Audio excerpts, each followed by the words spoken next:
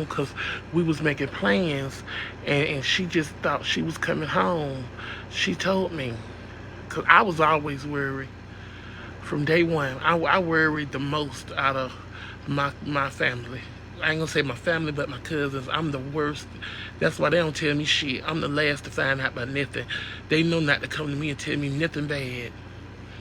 And we was making plans, and I was on the phone and I was crying to her, and I told her, um, I hate you was going through this. And she was like, it's okay, Reed. Stop worrying about me. God gonna fix it. He gonna fix it. He didn't fix it this time. And she just knew she was coming home. And I'm just wondering, I don't want to wonder because I know they say you don't supposed to question him.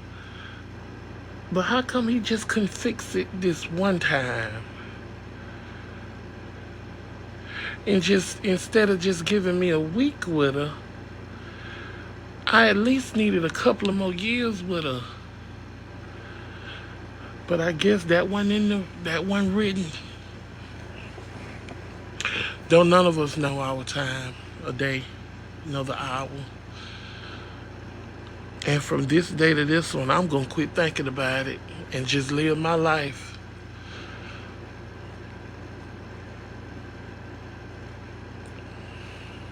Y'all, I thought she was coming home.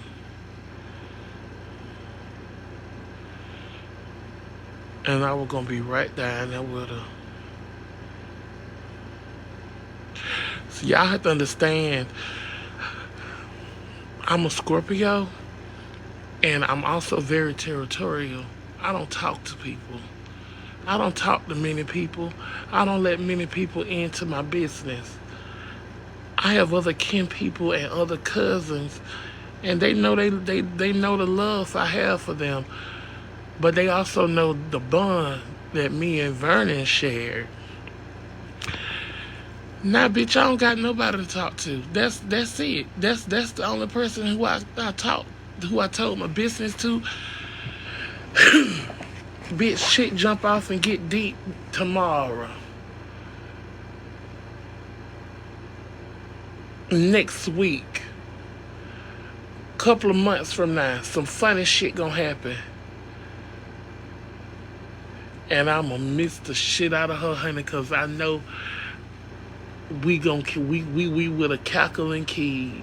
We just would have cackled and keyed, honey. If that bitch don't do nothing else, she know how to make a whole laugh they guts out. And a few months from now, something gonna happen funny as fuck, and she ain't there for me to call and trip about it. And I ain't alright with that. I'm not alright with that. I'm not gonna sit up here and just tell the world, I'm fine, I'm doing good, I'm handling it. No, fuck, I'm not. I'm holding on because I ain't got no choice. Right now, I'm waiting on my mama to come home from work just so I can have somebody in the house with me. I'm not scared of anything. I just don't want to be alone, and then I don't want to go nowhere.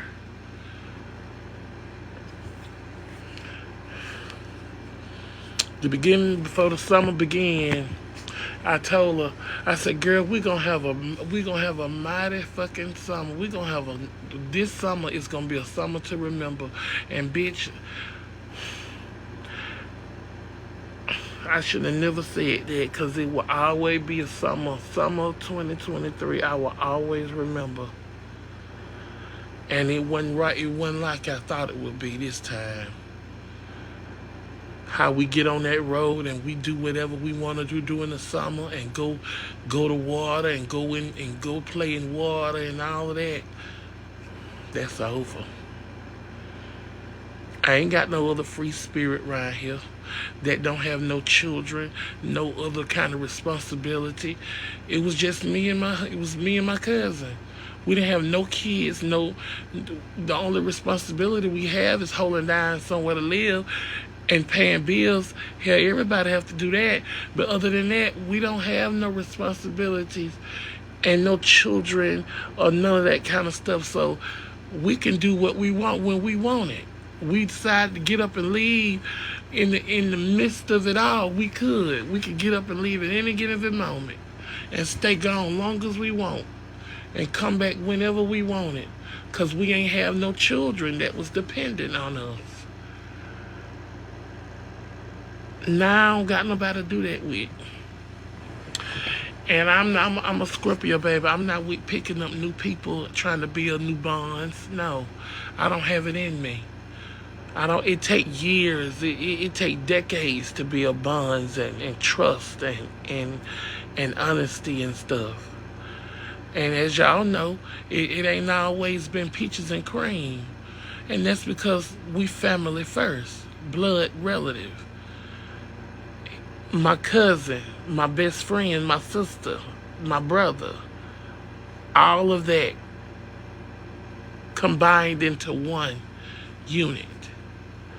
So of course we bumped head a couple of times, cause I saw one of y'all disrespectful ass on my live and said I thought y'all didn't deal with each other or something. You can reach and you can take whatever you want to take from a live when that camera is on. But what you fail to realize is when the camera is not rolling, you don't see my life. You don't see her life. You don't see or hear conversations that have been said. I mean, you just don't. You just don't. So it's a reason why my cousin sat up that night at her house when I was down there for a week, y'all. She sat up, like I said, we took her mattress off her bed and we put it in the living room, and that's where we camped out at.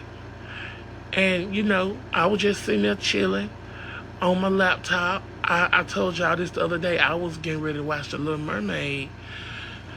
And she just said, Ree, I love you. I said, why you say that, Sue? I love you too. I went to worrying then, but I didn't tell her that. And she just said, if I don't never tell you nothing else, girl, you my Rolly. I love you. And I said, I love you too, Sue. You already know that. I don't give a fuck what we have been through. I don't give a damn. Love don't have an expiration date. Love ain't just something that you can ball up and throw it away. So, damn right, I pissed her off, she pissed me off. That's how family work. That's how brothers and sisters are. But when she sat up and she told me that, because I will always be the one that just out of the blue, Petunia, I love you. And she, Ree, don't come here with that soft shit. I done told you that I ain't with that shit. Ree, I know you love me. I love you too. I don't got to say it. You know, don't come here with that punk shit, Ree. You know, that's how Petunia was. So when she said it, it kind of stunned me the way it was said. Ree, I love you. You really my roller, girl. I love you. I said, I love you too, Sue.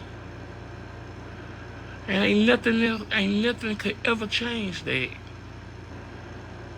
And the last time I talked to her, she lied to me. She told me she was getting better. She told me she was getting better. And then before I got off the phone, I said, I love you, sister. And she said, I love you too. That was the last time I talked to her. And it wasn't that long ago. And now they come telling me this morning, Petunia going on to be with the Lord. And you think some of y'all sit up here and y'all make y'all comments and pass off y'all judgments as if y'all motherfuckers aren't human. Your turn coming. I hate to say it, and I don't wish nothing on nobody. especially right longer now. But you reap what you sow, and your time coming, because it's going to be a time where you're going to hurt and feel something for somebody, and you're going to understand where I'm coming from. When somebody's going through something, you have to be mindful. No matter how bad you want to say what you want to say, you have to be mindful of what they're going through. I told y'all the other day my mental felt like it was about to break. And this was the exact reason why. This was the exact reason why. And last night before I laid down, she was the last thing I thought about before I closed my eyes. And next thing I know, 6 o'clock something.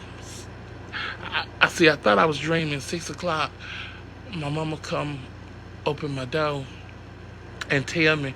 And I done told her to quit telling me stuff. Start keeping some stuff, or learn how to tell me. Don't just come and blurt it out. Hey, so-and-so. Because that throw me into, like, wait, what you say? Am I dreaming? Am I feeling woke? Because I was asleep. And I literally jumped up out my sleep. That shit sent me to the bathroom, man. I went to shitting everywhere. And I'm dead ass serious. My stomach was so fucked up. I couldn't even stop shitting. I just sat on the stool and I just shitted for dear life. I think it was that grape juice that I had drunk. But that shit fucked my stomach up. I got it together. But it's a hard pill to swallow.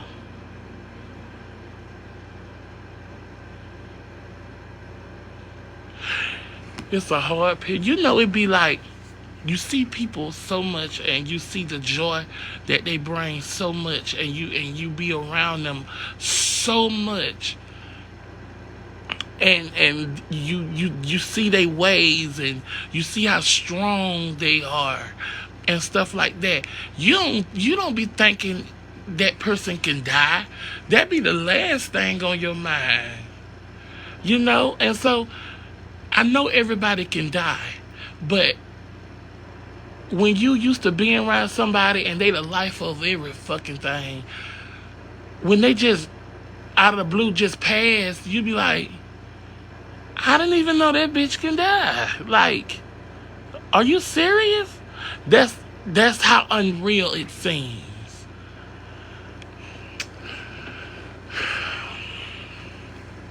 I can go just like she can go. Her leaving really showed me, bitch, anybody can go. And I already know that anybody can go. But when it be like this, it reassure you that bitch ain't nobody, don't nobody have immortality. I wish she did. I wish we did. I wouldn't mind living forever with her, getting on everybody's nerve out through the generations of life. But I appreciate y'all. I more than appreciate y'all inboxes. Even the personal nieces, they got my phone number. They called and checked on me. I thank y'all. I'm fine.